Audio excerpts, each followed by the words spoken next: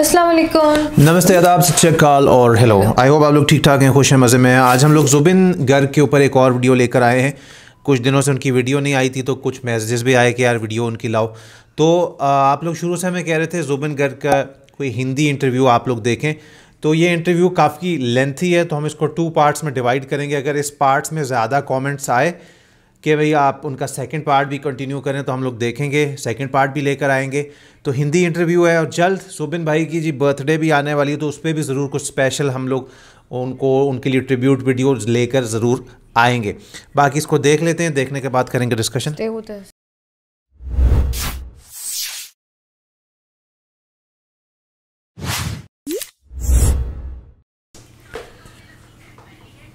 शायर ने क्या खूब कहा है, हवाएं जोर कितना ही लगाएं आंधियां बनकर, मगर जो घिर के आता है वो बादल छा ही जाता है।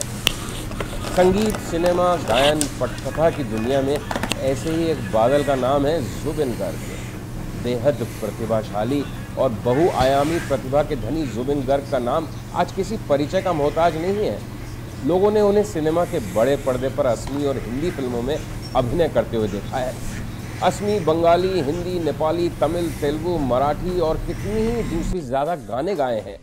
लोगों ने उन्हें ढोल, गिटार, मैंडोलिन, कीबोर्ड और कितने ही दूसरे म्यूजिकल इक्विपमेंट्स, इंस्ट्रूमेंट्स बजाते हुए देखा। और इन्होंने 13,000 बोला ना। जो लोग जुबिन अब तक तो बहुत ज़्यादा, वो ये समझते हैं कि जुबिन एक ऐसी शख्सियत है जिसके रोम रोम से संगीत की किरणें जैसे फूटती हैं, जिसके रगों में अभिनय और गायन का इंद्रधनुष दौड़ता है। हर बड़ी शख्सियत की तरह जुबिन की संगीत में यात्रा की भी एक कहानी है।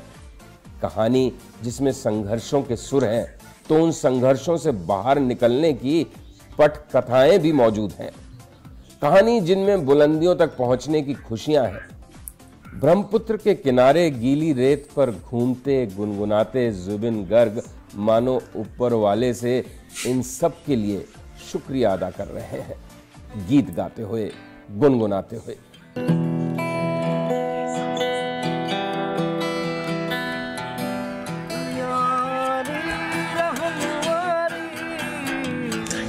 यारी यार पे कुर्बान है सभी, यारी मददवारी, यारी ये मेरी जान ये जिंदगी, इश्क पे हाँ लुटा दूं मिटा दूं मैं अपनी खुदी, यारी रहम वाली, यारी यार पे कुर्बान है सभी।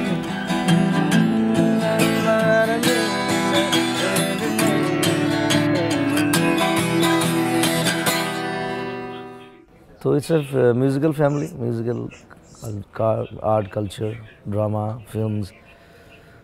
तो उस वही इंस्पिरेशन है मेरा बचपन से। और मेरे पिताजी मैजिस्ट्रेट थे तो हम लोग मतलब आफ्टर एवरी 3-4 इयर्स ट्रांसफ़र हो जाते थे पिताजी के। तो पूरा आसाम देखने को मिल रहा है, अलग अलग कल्चर, अलग अलग लोग, अलग अलग भाषाएं। तो बहुत मज़ा, मेरा चाइल्डहुड बहुत मस्ती का था मतलब। अच्छा, ट्रांसफ़र हो जाता था तो कह रहे हैं कि पूरा आसाम घूम लिया। जुबिन गर्ग के जीवन की शुरुआत हुई असम राज्य के जोरहट शहर से। जोरहट। एक कवि और गीतकार पिता और एक डांसर माँ के पुत्र जुबिन का बचपन नृत्य और साहित्य की मदर डांसर और खेलते कूदते हुए बीता। फादर गायक। शायद कभी नहीं सोचना पड़ा कि उन्हें बड़े होकर क्या बनना है। घर के माहौल ने, प्रकृति ने, परिवेश ने जैसे ये सब कुछ पहले ही तय कर दिया था। असमी संगीत को जुबिन शुरू से ही बेहद पसंद करते थे। कब वे गाना बजाना सीख गए उन्हें भी ठीक से याद नहीं। मेरे पेरेंट्स भी मतलब हमेशा बोलते थे कि एक्चुअली उन लोगों का कॉन्फिडेंस था कि मैं म्यूजिशियन बनूंगा अच्छा, क्योंकि मैं from nursery I used to sing. School में हमेशा फर्स्ट आता था सिंगिंग, रिसाइटेशन। और क्लास 2 से मैंने आई स्टार्टेड प्लेइंग तबला।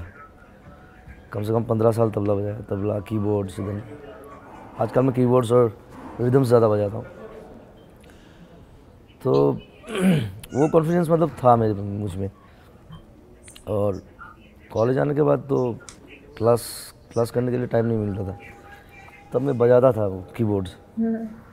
तो आसाम के almost all the singers I played with, सब लोग मुझे बुला के लेके जाते थे। मुझे याद है ग्रेजुएशन में एक साल में सिर्फ 21 क्लास किया मैंने फर्स्ट ईयर में। मैं साइंस का स्टूडेंट था, केमिस्ट्री मेजर था मेरा। लेकिन तो प्रिंसिपल ने एक दिन बुला के लेके गया मुझे, बोला तुमने सिर्फ 21 क्लास किया। और तब मैं first album I started doing, recording चल रहा था। तो मैंने बोला I want to be a musician, a singer. तो प्रिंसिपल सर ने मुझे बोला टिक पाओगे ऐसे, गाना गा के खा सकते हो ज़िंदगी में? Yes sir, I am confident. फिर मेरा एल्बम रिलीज़ हुआ, सुपरहिट हुआ एल्बम। फिर नेक्स्ट ईयर गोल्डन जुबली था कॉलेज का। It's a very big college, B Borooah college, Guwahati. तो गोल्डन जुबली में I was the chief guest. हाँ, नेक्स्ट ईयर अगले साल ही शो भी था मेरा। तो तब प्रिंसिपल ने मुझे बोला yes you have shown it, I am so happy. So that's the confidence actually.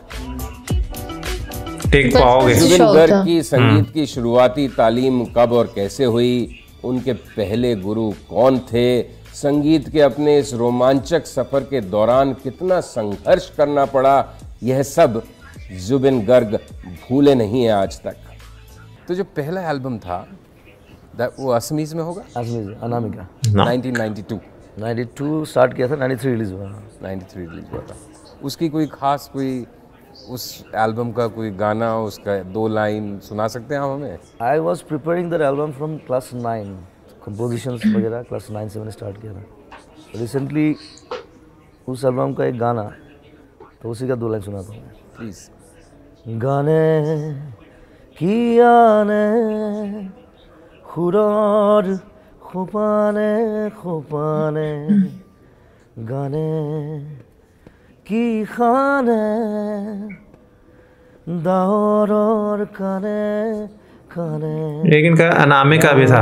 नूर खिताने खिताने खुरार खुपाने खुपाने। बहुत ही खूबसूरत आवाज़ है यार आपकी। Thank you, thanks. और फिर बहुत सारे एल्बम किए, मतलब फिर और एक एल्बम में मतलब मेरा अनामिका बाद आया Maya, that was more super hit. फिर चांदनी रात बोल के एक हिंदी एल्बम किया, वो भी बहुत अच्छा गया। फिर अब तक 16,000 गाना किया मैंने। क्या बात। 16,000 अभी तक आप इनके 40,000 प्लस है।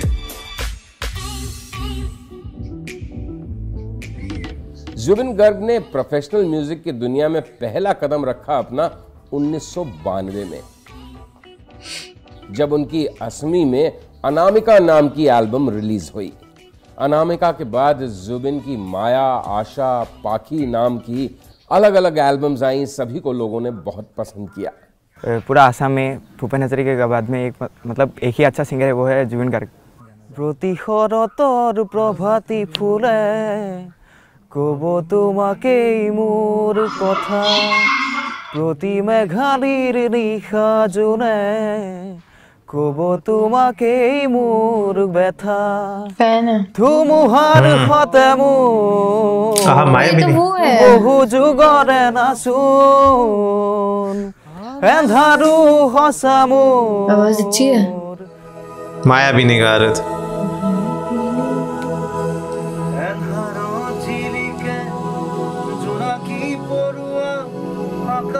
ये गाना रिकॉर्ड हो रहा है, सुना रहे हैं?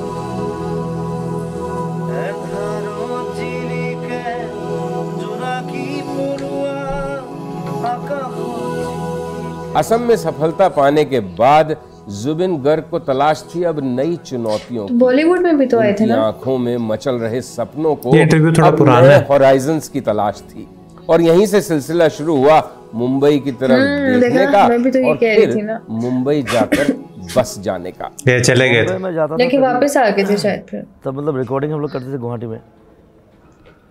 फिर कुछ बॉम्बे आर्टिस्ट भी गाते थे हमारे साथ, जैसे मेरे पहले एल्बम में कविता कृष्णमूर्ति जी, फिर अनुराधा जी के साथ एक एल्बम किया, फिर बहुत सारे आर्टिस्ट, सुरेश वाडे के साथ किया एक। तो बॉम्बे जाता था उन लोगों को रिकॉर्ड करने के लिए, और मेन मास्टरिंग जो है बॉम्बे में करता था, बड़े बड़े स्टूडियो में। मास्टरिंग मास्टर 95 96 मेन जो प्रोसेस होता है ना रिकॉर्डिंग का, तो मैंने सोचा कि चलो रह के देखें इधर कैसा लगता है। रह के देखे थे। वहाँ पे मेरा एक बड़ा भाई ऐसा है Jatin Sharma, is a very famous recordist now. Jatin दा का स्टूडियो भी था वहीं पे, तो जतिन दा ने मुझे बोला तुम रह जाओ कुछ दिन इधर, काम मिलेगा। तो ठीक है, और 5-6 जन एक यूनिटी कंपाउंड में हम लोगों ने as a paying guest start कर दिया हम लोगों ने। ओके गाइस, तो ये आधा इंटरव्यू है और बड़ा इंटरेस्टिंग था। बीच बीच में उनकी लाइफ से थोड़े थोड़े क्लिप्स भी उनके साथ रिकॉर्डेड थे। उन्होंने जैसे कि इसमें बताया कि मुझे बचपन 2 साल की उम्र से मैं गा रहा हूँ, और जब मेरा कॉलेज का फाइनल ईयर था तो मैंने सिर्फ शायद 21 क्लासेस ली थी, और मेरे प्रिंसिपल ने मुझे बोला था क्या कुछ कर पाओगे सिंगिंग। उसके साल बाद गोल्डन जुबली था और मैं उसमें चीफ गेस्ट था, तो मेरे प्रिंसिपल ने बोला कि यू हैव शोन इट, कि तुमने शो कर दिया है। और इनकी एल्बम अनामिका, जिसका हमने गाना भी सुना था पिछले दिनों, मैं वही सोच रही थी कि इन्होंने मुंबई भी गए थे, तो बीच में एकदम से वो आ गया ना कि अब उन्होंने मुंबई का सफर भी स्टार्ट किया था। तो मतलब काफ़ी इंटरेस्टिंग इनका सारा सफ़र है। और बचपन में इनके फादर का, अभी तो वो मैजिस्ट्रेट बता रहे थे कि उनका ट्रांसफ़र होता था, तो मैं भी उनके साथ घूमा हूँ पूरा आसाम, लेकिन उन्होंने ये भी बताया कि मदर डांस करती थी, फादर गायक भी थे। तो कहते हैं मैंने बचपन से ही सोच लिया था, इन्होंने तबला बजाना भी शुरू किया छोटी उम्र में, और बचपन से ही सोच लिया था। और फिर जब बाद में जिक्र आया ना मुंबई जाने का, कि मैं मुंबई गया, बॉम्बे में तो मैं रिकॉर्डिंग करता था, फिर मैंने सोचा चलो मुंबई जाते हैं। फिर ये सफ़र शुरू होगा, या अली सॉन्ग, उससे पहले जितने भी, तो ये वाला हमको अगले पार्ट में इनको जानने को मिलेगा। जब भी ये इंटरव्यू आया था ना, तब इनके सिर्फ 13-14 हज़ार सॉन्ग्स हुए थे। सिर्फ तो नहीं कह सकते, अब तो खैर नहीं रहे, लेकिन 40,000 प्लस सॉन्ग्स हैं डिफरेंट लैंग्वेजेस में। तो अच्छा लगा है देखकर, आई होप आपको भी अच्छा लगा होगा। नेक्स्ट पार्ट अगर चाहते हैं तो कमेंट में जरूर बताइएगा। रिएक्शन अच्छा लगा तो लाइक शेयर सब्सक्राइब करना, इंस्टाग्राम पे फॉलो कर लेना। अल्लाह हाफ़िज़।